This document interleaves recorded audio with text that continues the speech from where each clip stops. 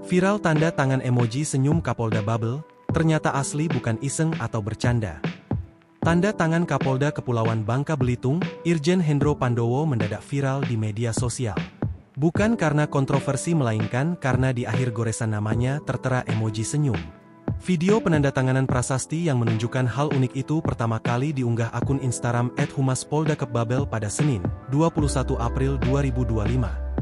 Hendro pun menegaskan bahwa itu memang tanda tangan khas miliknya.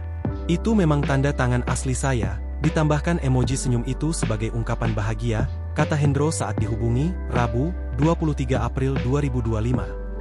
Diketahui, tanda tangan itu dibubuhkan pada prasasti peresmian sumur bor di Pondok Pesantren Syaihona Kolil Batu Belubang Bangka Tengah, Kamis, 17 April 2025. Di momen itu pula ia menyampaikan bahwa pembangunan sumur bor dilakukan sebagai solusi atas kesulitan akses air bersih yang selama ini dialami para santri.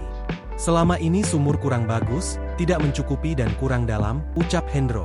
Untuk membiayai pembangunan tersebut, dana dikumpulkan dari infak anggota kepolisian, tokoh masyarakat, serta dukungan dari anggota Dewan Perwakilan Daerah. Kini sumur bor tersebut sudah selesai dan bisa dimanfaatkan oleh para santri. Tak hanya sumur, bantuan juga menyasar perbaikan fasilitas lainnya di pesantren.